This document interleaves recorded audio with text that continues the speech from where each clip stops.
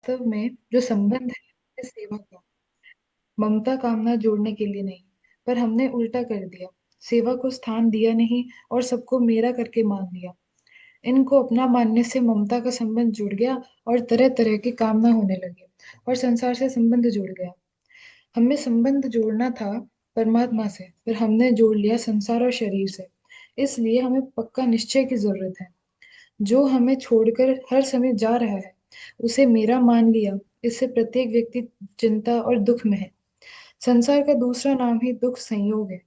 हमें दुख संयोग से वियोग करना है। परमात्मा से हमारा संबंध अनादिकाल से है, पर हमने संसार के साथ इतना संबंध मान लिया कि चेतन परमात्मा की याद ही नहीं आती। हम परमात्मा को माने या ना माने, वो हमें कभी भी नहीं छोड़ते, पर हमने उन्हें कभी याद किया ही नहीं। हम परमात्मा से विमुख हो गए और संसार के सम्मुख हो गए, जो हमें हर समय छोड़कर जा रहा है। संसार से माने हुए संबंध को छोड़ दो और परमात्मा के साथ सदा का जो संबंध है उसे स्वीकार करो। परमात्मा से हमारा कभी वियोग हुआ ही नहीं। हमने ही शरीर संसार के साथ संबंध मान रखा था, जिस वजह से परमात्मा के साथ हमारा जो योग है उसका अनुभव नहीं हुआ। परमात्मा के साथ हमारा योग जो ढका हुआ है उसे हटाने का उपाय है संसार के साथ हमने जो संबंध मान रखा है उसे तोड़ना। और उसे तोड़ने के लिए कर्मयोग की दृष्टि से सेवा करो, ज्ञान योग की दृष्टि से सत असत के विवेक के द्वारा उसको तोड़ो, और भक्ति योग की दृष्टि से परमात्मा को अपना मान ले। तो परमात्मा के साथ नित्य योग का अनुभव हो जाएगा। कर्म योग और सांख्य योग का फल एक ही है। भक्ति योग से परमात्मा के प्रति अभिन्नता होती है, कर्म योग से परमात्मा के प्रति समीपता होती है, और ज्ञान योग से परमात्मा के प्रति एकता होती है। मनुष्य जन्म मिला है तो पशुओं की तरह खाना पीना सोना और भोग भोग कर मर जाना, ये तो गलत है। ये हमारा उद्देश्य नहीं है। हमें जीते जी तो दुख और भय में रहेंगे, फिर मरने के बाद भी नरक मिलेगा और नीचे योनियां मिलेगी। तो मनुष्य का उद्देश्य है मेरा कल्याण कैसे हो, कि जन्म मरण से छूट जाए और परमात्मा का प्रेम प्राप्त कर ले। ये कैसे होगा? जब हम धन जमीन परिवार से मेरापन छोड़ देंगे और परमात्मा को ही अपना मान लेंगे। संसार की सेवा कर दो और बदले में कुछ ना चाहो। तब और या तो तीव्र विवेक के द्वारा नष्ट होने वाले संसार की ममता और कामना का त्याग कर दो। हमारी भूल क्या है? हम शास्त्रों को समझने में जुट जाते हैं, फिर स्वयं को महाज्ञानी समझते हैं। हमारा उद्देश्य शास्त्र ज्ञान को प्राप्त करना नहीं है। हमारा उद्देश्य है दोनों तरह के मोह को हटा देना। नारायण नारायण नारायण नारायण। राम राम जी सर। आज श्रीमद् भगवत गीता के छठे अध्याय का 7वां श्लोक है। अच्छा ठीक है।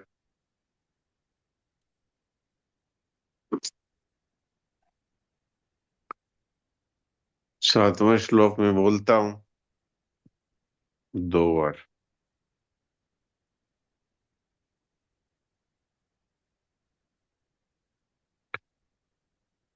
छठा अध्याय श्लोक 7। जितात्मनः प्रशान्तस्य परमात्मा समाहितः शीतोष्ण सुख दुःखेषु तथा मानापमानयोः। जितात्मनः प्रशान्तस्य परमात्मा समाहितः शीतोष्ण सुख दुःखेषु तथा मानापमानयोः। जिसने अपने पर विजय कर लिया है उस शीत उष्ण अर्थात अनुकूलता प्रतिकूलता सुख दुख तथा मान अपमान में निर्विकार मनुष्य को परमात्मा नित्य प्राप्त है। अब जो जो पाठ करना चाहे वो हाथ खड़ा कर दें तो फिर उनको मौका मिल सकता है।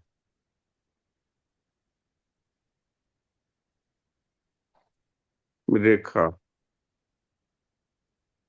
अनम्यूट का ऑप्शन दिए हैं। राम राम प्रणाम जी सा। बोलो। राम राम प्रणाम जी सा। आवाज कट के आ रही है रेखा।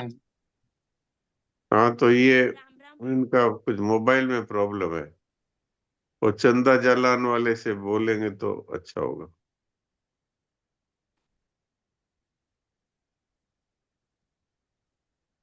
सोहन जी को अनम्यूट का ऑप्शन दिया है तब तक। जितात्मनः प्रशान्तस्य परमात्मा समाहितः शीतोष्णसुखदुःखेषु तथा मानपमानयोः। हाँ ठीक है। आज और कोई नहीं है पाठ करने वाला। जी साहब, मैं बोलूं? हाँ, अब वो चंदा जालान एक बार बोलने दो। अनम्यूट का राम ऑप्शन राम दिया है। प्रणाम। राम राम। जितात्मनः प्रशान्तस्य परमात्मा समाहितः शीतोष्णसुखदुःखेषु तथा मानापमानयोः। नारायण नारायण। हाँ अच्छा है। नारायण। नंद किशोर जी।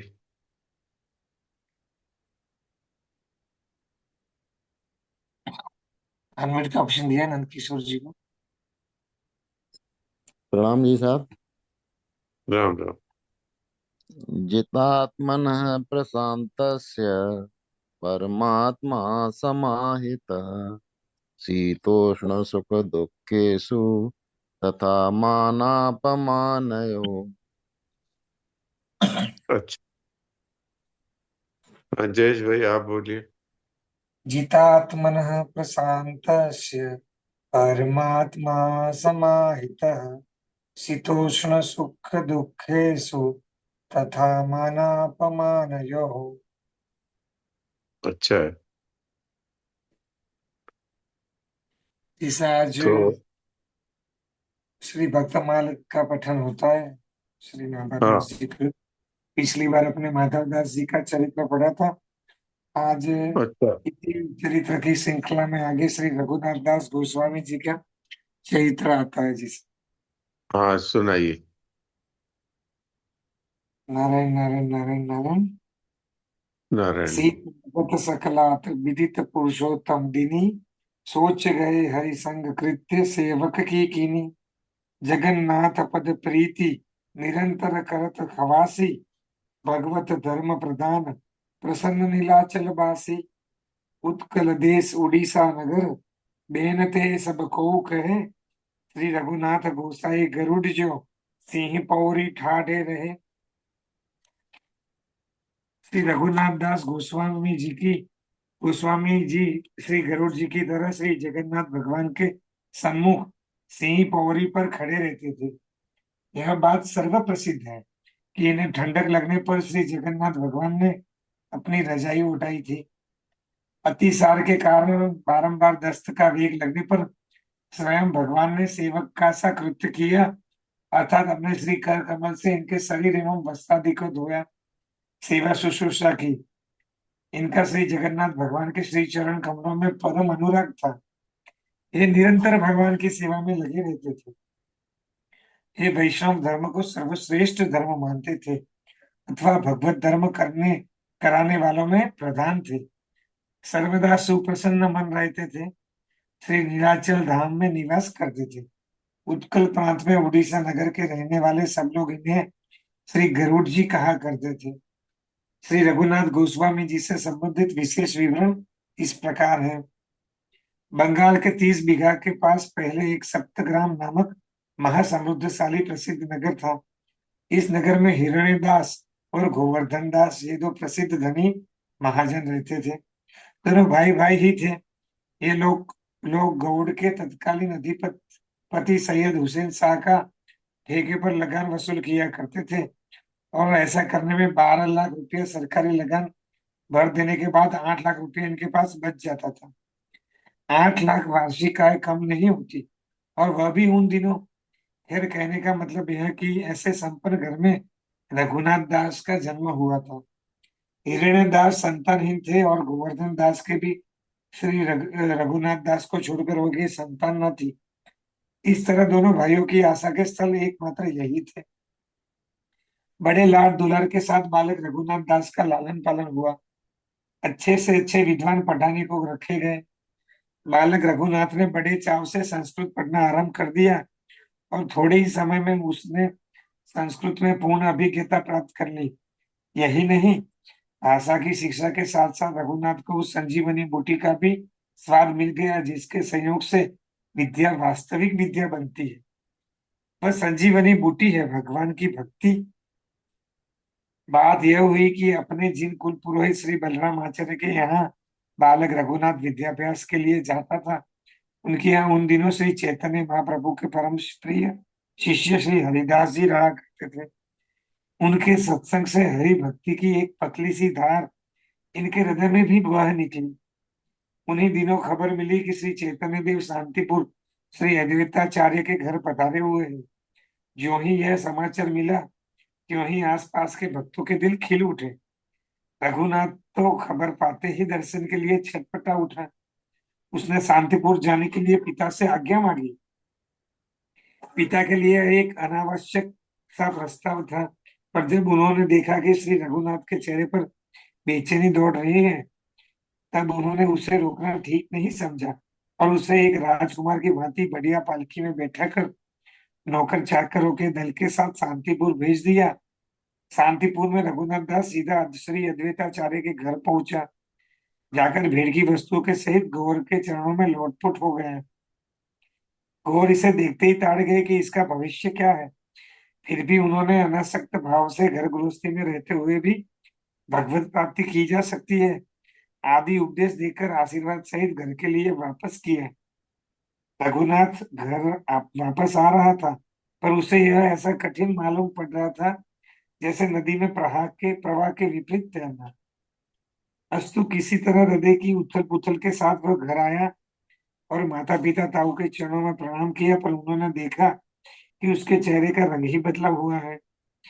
घर वालों को पछतावा हुआ कि इसे गौरांग के पास क्यों जाने दिया। फिर जो हुआ सो हुआ, अब ऐसी गलती नहीं करनी चाहिए। ऐसा निश्चय करके उन्होंने अपने लड़के पर चौकी पहरा बिठा दिया। साथ विवाह हो जाने से मेरे बेटे का चित्त स्थिर हो जाए। इस ख्याल से श्री गोवर्धन दास मजूमदार ने झटपट व्यवस्था करके एक अत्यंत रूपवती बालिका के साथ अपने पुत्र का विवाह कर दिया। परंतु पीछे उनका ख्याल गलत साबित हुआ। वह बार बार घर से निकल भागने का प्रयत्न करता और पहरेदार पकड़कर लौटा लाते। उन दिनों उस देश में गौरांग के बाद यदि किसी महापुरुष के नाम की धूम थी तो वह श्री नित्यानंद के नाम की। सन्यासी होकर अनेक देश देशांतरों में परिभ्रमण करने के बाद श्री नित्यानंद महाराज श्री गौरांग के शरणापन्न हुए थे और उन्हीं की आज्ञा से वे गौड़ प्रदेश में हरि नाम का प्रचार कर रहे थे। उन्होंने पानीहाटी ग्राम को हरि नाम प्रचार का प्रधान केंद्र बना रखा था। रघुनाथ दास की भी इच्छा यह आनंद लूटने की हुई। पिता ने भी रोक नहीं लगाई, पर रघुनाथ दास पर निगाह रखने वालों को और अधिक सावधानी के साथ काम करने का आदेश कर दिया। रघुनाथ दास पानीहाटी गए। श्री नित्यानंद के दर्शन से अपने नेत्रों को सुख पहुंचा और हरिनाम संकीर्तन की ध्वनि से अपने कर्ण विवरों को पावन किया। यही नहीं, श्री नित्यानंद की दया से इन्हें समवेत असंख्य वैष्णव जनों को दही चिवरे का महाप्रसाद चढ़ाने का भी सुअवसर प्राप्त हो गया। दूसरे दिन बहुत सा दान पुण्य करके श्री नित्यानंद जी से आज्ञा लेकर घर को आ गए। घर आ गए पर शरीर से मन से नहीं। इस कीर्तन समारोह में सम्मिलित होकर तो अब वे बिल्कुल ही बेकाबू हो गए। इधर उन्होंने यह भी सुन रखा था कि गौड़ देश के सैकड़ों भक्त चातुर्मास्य वह श्री चैतन्य चरणों में निवास करने को नीलाचल जा रहे हैं। इस स्वर्ण संयोग को वे किसी तरह हाथ से जाने देना नहीं चाहते थे। एक दिन भगवत प्रेरित महामाया ने एक साथ सारे के सारे ड्योढ़ीदारों को निंद्रा में डाल दिया और सवेरा होते न होते रघुनाथ महल की चार दीवारी से निकलकर 9 2 11 हो गए। इधर ज्यों ही मालूम हुआ कि रघुनाथ नहीं है, तो सारे महल में सनसनी फैल गई। पूर्व पश्चिम उत्तर दक्षिण सभी दिशाओं को आदमी दौड़ पड़े, पर वहां मिलने को अब रघुनाथ की छाव भी नहीं थी। अनुमान किया गया कि कहीं पूरी न गया हो। उन्होंने 5 घुड़सवारों को पुरी के रास्ते पर दौड़ा दिया, पर वहां रघुनाथ दास कहाँ थे। भगवान ने उन्हें यह बुद्धि दी कि आम सड़कों पर होकर जाना ठीक नहीं, इसलिए वे पगडंडी के रास्ते से गए और रात होते होते प्राय 30 मील पर जा पहुंचे। इधर यात्रियों का संग लेने के बाद गोवर्धन दास के आदमियों को जब शिवानंद से मालूम हुआ कि रघुनाथ उनके साथ नहीं आए, तब हताश होकर वे लौट आए। सारे महल में कोहराम मच गया। हितु मित्र सभी आंसू बहाकर संवेदना प्रकट करते और समझाते कि सबका रक्षक एकमात्र ईश्वर है, इसलिए चिंता नहीं करनी चाहिए। पर उन्हें ढाढ़स ढाढ़स नहीं बनता। एक राजकुमार जो कभी एक पग भी बिना सवारी के न चलता था, वह आज बड़े बड़े विकट बटोहियों के भी कान काट गया। उत्कट वैरागी रघुनाथ को प्रथम दिन की यात्रा समाप्त करने के बाद एक ग्वाले के घर में बसेरा मिला और उसके दिए हुए थोड़े से दूध पर बसर करके उन्होंने दूसरे दिन बिल्कुल तड़के फिर कूच कर दिया। और इस तरह लंबी पैदल यात्रा करके करीब 1 महीने का रास्ता रघुनाथ ने कुल 12 दिनों में तय कर डाला। और इन 12 दिनों में उन्होंने कुल 3 बार रसोई बनाकर अपने उदर कुंड में आहुति दी। इस प्रकार प्रभु सेवित नीलाचलपुरी के दर्शन होते ही इन्होंने उसे नमस्कार किया और श्री चरणों की ओर अग्रसर हुए। इनके हृदय में न जाने क्या क्या तरंगे उठ रही थी। इसी प्रकार भावुकता के प्रवाह में अलौकिक आनंद लाभ करते हुए ये निश्चित स्थान के निकट जा पहुंचे। दूसरे ही इन्होंने देखा कि भक्तजनों से घिरे हुए श्री चैतन्य प्रमुख आसन पर विराजमान है। उस अलौकिक शोभायुक्त मूर्ति का दर्शन करते ही इस रघुनाथ का रोम रोम खिल उठा। हर्षाति रेख से उन्हें तन बदन वदन की भी सुधि न रही। रघुनाथ दास श्री चरणों के निकट पहुंच गए। सबसे पहले मुकुंद दत्त की निगाह उन पर पड़ी। देखते ही उन्होंने कहा, अच्छा, रघुनाथ दास आ गए। तुरंत ही गौर का भी ध्यान गया। वे प्रसन्नता से खिल उठे। अच्छा, चल बस रघुनाथ आ गए कहकर उनका स्वागत किया। उनके प्रणाम करने बाद झट से अत्यंत प्रेम पूर्वक उन्हें उठाकर गले लगाया। पास बैठाकर उनके सिर पर हाथ फेरना शुरू किया। रघुनाथ को ऐसा मालूम पड़ा मानो उनकी रास्ते की सारी थकावट हवा हो गई। महाप्रभु की करुणाशीलता देखकर उनकी आंखों से श्रद्धा और प्रेम के आंसू बरस पड़े। उन्हें भी गौर ने नीच कर कमलों से ही पहुंचा। इसके अनंतर चैतन्य देव ने स्वरूप दामोदर को अपने पास बुलाकर कहा कि देखो, मैं इस रघुनाथ को तुम्हें सौंपता हूँ। खान पान से लेकर साधन भजन तक सारी व्यवस्था का भार तुम्हारे ऊपर है। भला बहुत अच्छा कहकर स्वरूप उन्हें प्रभु की आज्ञा सिरोधार्य की और रघुनाथ को अपनी कुटी में ले गए। उनके समुद्र स्नान करके वापस आने पर उन्हें जगन्नाथ जी का प्रसाद और महाप्रसाद प्रसाद लाकर दिया। रघुनाथ ने उससे बड़े प्रेम से पाया, परंतु जब उन्होंने देखा कि यह तो रोज का सिलसिला है, तब उनके मन में यह विचार हुआ कि रोज रोज यह बढ़िया बढ़िया माल खाने से वैराग्य कैसे सधेगा। आखिर 4-5 दिनों के बाद ही उन्होंने यह व्यवस्था बदल दी। मैं एक राजकुमार की हैसियत का आदमी हूँ, इस प्रकार का रहा भाव भी भुलाकर वह साधारण भिक्षुक की भांति जगन्नाथ जी के सिंह द्वार पर खड़े होकर भिक्षावृत्ति करने लगे और बड़े आनंद के साथ दिन व्यतीत करने लगे। जब लोगों को मालूम हुआ कि यह बहुत बड़े घर के लड़के होकर भी इस अवस्था में आ गए हैं, तब उन्हें अधिकाधिक परिमाण में विविध प्रकार के पदार्थ देना आरंभ कर दिया। आखिर घबरा कर रघुनाथ दास को यह क्रम भी त्याग देना पड़ा। अब वह चुपचाप एक अन्य क्षेत्र में जाते और वहां से रुखी सुखी भीख ले आते। रघुनाथ की गतिविधि क्या से क्या हो रही है, श्री गौरांग देव को पूरा पता लगता रहता। उनके दिन दिन बढ़ते हुए वैराग्य को देखकर उन्हें बड़ा सुख मिलता। रघुनाथ की उत्कट जिज्ञासा देखकर श्री महाप्रभु ने एक दिन उन्हें साधन संबंधी कुछ उपदेश दिया। कहा कि मैं तुम्हें सब शास्त्रों का सार यह बतलाता हूँ कि श्री कृष्ण के नाम का स्मरण और कीर्तन ही संसार में कल्याण प्राप्ति के सर्वश्रेष्ठ साधन है। पर इस साधन की भी पात्रता प्राप्त करने के साधन ये है कि निरंतर साधु संग करें, सांसारिक चर्चा से बचे, पर निंदा से कोसों दूर रहे, स्वयं अमानी होकर दूसरों का मान करें, किसी का दिल न दुखाए और दूसरों के दुखाने पर दुखी न हो, आत्म प्रतिष्ठा को विष्ठावत समझे, सरल और सच्चरित्र होकर जीवन व्यतीत करे आदि। रघुनाथ दास इच्छा और अनिच्छा से जब तक राजकुमार थे तब तक थे, अब वह वैरागी बन गए हैं, इसलिए उनका वैराग्य भी दिन दिन बड़े वेग से बढ़ता जाता है। पहले वे अन्य क्षेत्र में जाकर भिक्षा ले आते थे, पर अब उन्होंने यह भी बंद कर दिया। कारण भंडारी को जैसे ही इनका वंश आदि का परिचय मिला, उसने भिक्षा में विशेषता कर दी, इसलिए इन्हें इस व्यवस्था को भी त्याग कर नई व्यवस्था करनी पड़ी। इसमें पूर्ण स्वाधीनता थी। जगन्नाथ जी में दुकानों पर भगवान का प्रसाद, भात दाल आदि बिकता है। यह प्रसाद बिकने से बचते बचते कई कई दिन का हो जाने से सड़ भी जाता है। सड़ जाने से जब यह बिक्री के काम में भी नहीं रहता, तब सड़क पर फेंक दिया जाता है, जिससे गौएं आकर खा जाती है।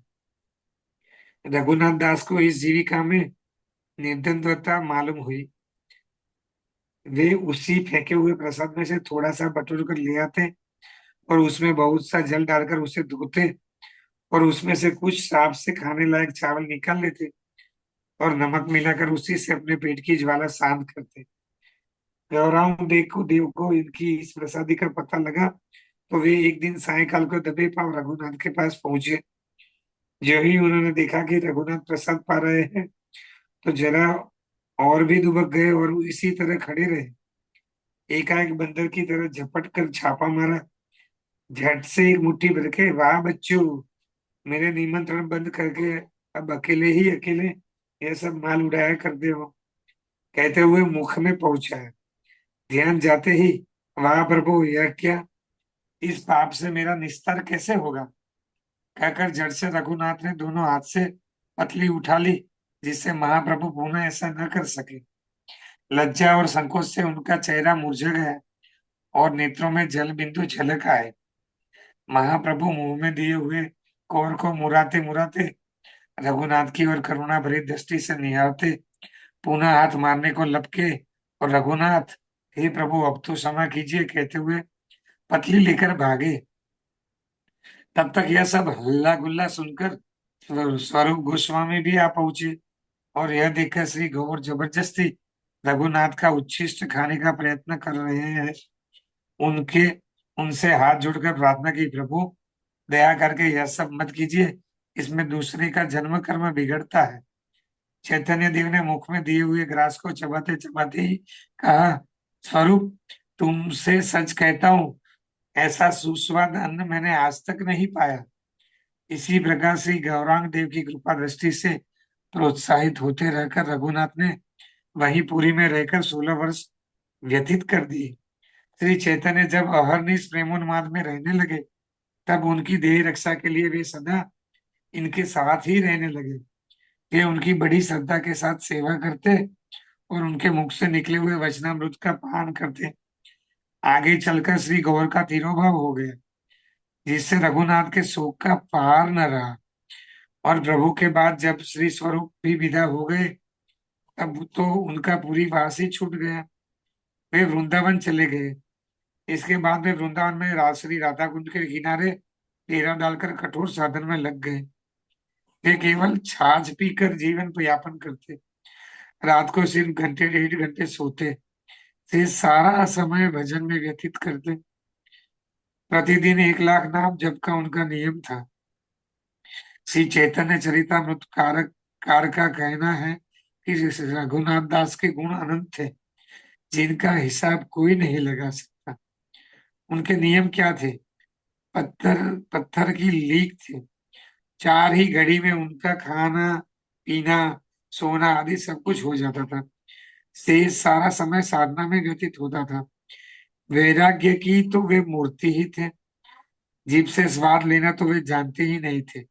वस्त्र भी फटे पुराने केवल लज्जा और शीत से रक्षा करने के लिए रखते थे। प्रभु की आज्ञा को ही भगवत आज्ञा समझकर चलते थे।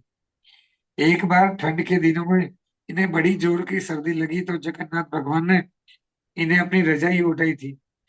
सोच के समय साथ जाकर सेवा करने की रीति का प्रमाण तो वैसा ही समझना चाहिए, जैसा कि सुखराशि श्री प्रभु ने श्री माधवदास जी के साथ किया था। महाप्रभु श्री कृष्ण चैतन्य जी की पूर्व निर्दिष्ट आज्ञा के अनुसार श्री रघुनाथ दास जी श्री जगन्नाथपुरी से श्री वृंदावन चले आए और राधा कुंड पर निवास किया। इन्होंने श्री प्रिया प्रियतम के प्रबल चिंतन द्वारा अपने शरीर को भावरूप कर लिया था। एक दिन भगवान की मानसी पूजा करते समय दूध भात का भोग लगाया और स्वयं भी इन्होंने प्रभु के अनुरोध से भावपूरी हृदय से प्रसादी दूध भात पा लिया। इससे हृदय में प्रेम तो खूब उमड़ा, परंतु साथ ही उस दूध भात का रस शरीर की नाड़ियों में व्याप्त हो गया, जिससे ज्वर हुआ है। नाड़ी देखकर वैद्य ने स्पष्ट कर दिया कि इन्होंने दूध भात पाया है। श्री रघुनाथ दास जी पर भगवान श्री जगन्नाथ स्वामी की कृपा का वर्णन श्री प्रियदास जी ने इस प्रकार किया है। अति अनुराग घर संपत्ति सो भरियो, पागी ताहु करी त्याग कियो नीलाचल वास है। धन को पठावे पिता ए पे नहीं, पावे कुछ देखी वो सुहावे महाप्रभु जी को पास है। मंदिर के द्वार रूप सुंदर निहार्यो, करे लाग्यो सीत गात सकलात दई दास है। सोच संग जाए बेकी रीति को, प्रमाण वहे वैसे सब जानो माधव दास सुख रास है। महाप्रभु कृष्ण चैतन्य जो की आज्ञा पाई, आए वृंदावन राधा कुंड बास की हुए। रहनी कहनी रूप चहनी, न कही सके थके सुनी तन भाव रूप करी लियो है। मानसी में पायो दूध भात सरभा, सात हिये लिए रस नारी देखी, वेद कही दियो है। कहा लो प्रताप कहो आप ही, समझ लेहु देहु वही रीझी, जासो आगे पाए जियो है। इनका संस्कृत भाषा का ज्ञान भी बहुत अच्छा था। वृंदावन में रहते समय इन्होंने संस्कृत में कई ग्रंथ भी बनाए थे। चैतन्य चरितमृत के लेखक श्री कृष्णदास कविराज के ये दीक्षा गुरु थे। अपने ग्रंथ के लिए बहुत कुछ मसाले उन्हें इन्हीं महापुरुष से प्राप्त हुआ था। 85 वर्ष तक पूर्ण वैराग्यमय जीवन बिताकर भगवत भजन करते हुए अंत में आप श्री भगवत चरणों में जा विराजे। नारायण नारायण नारायण नारायण नारायण। नारायण नारायण नारायण। तो देखिए कैसे कैसे महान संत हुए हैं जो राजकुमार जैसा जीवन छोड़ करके और संतों के चरणों में आकर के और गरीब की तरह जीवन बिताया जिन्होंने। ऐसे महान संतों की गाथाएं भी पढ़ करके हम लोग धन्य हो जाते हैं, जिन्होंने भगवान जी भक्तमाल। ने हाँ जी। ये सोच संग जाए भी की रीति को प्रमाण है, ये लिखा है। ये समझ नहीं पड़ रहा ये बात मेरे को। कौन सा? सोच संग जाए भी की रीति को प्रमाण वह वैसे सब जानो माधव दास सुख रास है। हाँ, वो जैसे माधव दास जी को दस्त लगे थे ना, तो भगवान ने उनके शरीर को धोया था और उनके वस्त्रों को धोया था। वैसे ही इनके भी सोच लगा बहुत ज्यादा, तो भगवान ने वैसे ही आकर के इनकी सेवा की। ये बात है। जी सर, मेरे को भाव तो ऐसे ही आया कि यही बात है, आगे जो बात कही थी। हाँ एक एक बार खुलासा भी हो जाए इसीलिए पूछ लिया आपसे। हाँ, नहीं नहीं, अच्छा है आपने पूछ लिया। जी सर, ऐसे ऐसे इस भारत भूमि में महान संत हुए हैं ये सब। हाँ जी, हाँ जी, यही पुण्य भूमि कही जाती है इसलिए। बिल्कुल बिल्कुल बिल्कुल। और इन्हीं चरण रज की प्रभाव से आज भी भक्ति ऐसे भीषण कली काल में भी ये भक्ति का भी विस्तार साथ ही साथ होता रहता है। और ऐसे हाँ ऐसे भक्त और भी प्रकट होते रहते हैं। ऐसा मुझे कुछ भाव में आया तो मैंने आपके श्री चरणों में बात रखी। हाँ, नहीं बात तो ठीक ही है। भक्तों के चरित्र पढ़ करके जो दूसरे साधक हैं उनमें भक्ति का संचार होता है। तो मैं ये कह रहा था कि ये भक्तमाल आप पढ़ते हैं तो मेरे पास गीता सेवा ऐप है मोबाइल में, तो उसमें से मैं भक्तमाल निकाल करके साथ साथ पढ़ता रहता हूँ। पर सबको तो ये सुविधा नहीं होगी, सबको इतना आइडिया भी नहीं होगा कैसे क्या करना है। तो जो मोबाइल चलाना जानते हैं उनको मैं बताना चाहता हूँ कि गीता गीता सेवा ऐप है, जो आप डाउनलोड कर सकते हैं प्ले स्टोर में जा करके। मोबाइल के प्ले स्टोर में गीता सेवा ऐप नाम से है ये, इसको डाउनलोड कर सकते हैं। फिर इसमें आप ई बुक का सेक्शन आएगा, उस ई बुक सेक्शन में जब आप क्लिक करेंगे तो आपको बहुत सारी पुस्तकें मिलेगी। तो उसमें आप सेठ जी की, भाई जी की, स्वामी जी महाराज की पुस्तकें, गीता जी की पुस्तकें, ये सब आएगी। इनमें नीचे जाते जाते जाएंगे तो आपको भक्त चरित्र मिलेंगे, उसमें भक्तमाल सबसे पहले वो पुस्तक है, उस पर क्लिक करेंगे तब आपको उसमें भक्तमाल पुस्तक पढ़े ये आएगा। फिर उसमें आप उस पर क्लिक करेंगे तो सूची मिल जाएगी, तो उस सूची में आप नाम देखेंगे तो ये भक्तों के नाम आते हैं। उस पर क्लिक करेंगे तब जैसे आज अपने हमने पढ़ा ऐसे भक्तों के नाम आ जाते हैं, तो वो फिर उसको पढ़ सकते हैं। इतना अगर आप नहीं कर सकते हैं तो गीता प्रेस की पुस्तक दुकान से भक्तमाल खरीद लीजिए पुस्तक, और फिर उसमें सूची में जा करके और देख लीजिए। जैसे इस सूची में आप जब जाएंगे तो आपको रघुनाथ दास जी गोस्वामी जी का चरित्र मिल जाएगा, तब आप उसको पढ़ते रहे साथ साथ में, तो आपको बड़ा आनंद आएगा। और नहीं तो फिर ध्यान दे के सुने, तो ये जो बोल रहे हैं जयेश भाई, इसको ध्यान से सुनेंगे तो समझ में आ जाएगा। मैं तो साथ साथ पढ़ता रहता हूँ, इसलिए मेरे को और विशेष समझ में भी आता है, और इसका भाव भी ठीक से उतरता है ध्यान में। तो कितने लोग हैं जो मोबाइल इस तरह चलाना जानते हैं। हम पर तो भगवान की कृपा है, हमारे जमाने में तो मोबाइल होता ही नहीं था। फिर मेरी सीखने की रुचि रहती है, इसलिए मैं धीरे धीरे मोबाइल सीखता गया, और अब मैं इसके द्वारा ये पुस्तकें खरीदने की जरूरत नहीं पड़ती है, गीता सेवा ऐप से पुस्तकें पढ़ लेता हूँ जो जरूरत होती है। तो जिनके जी पास सर, ऐसी लिंक भेज दीजिए रामानंद जी ने मैसेज में, और ग्रुप में भी ये डालने का विचार है।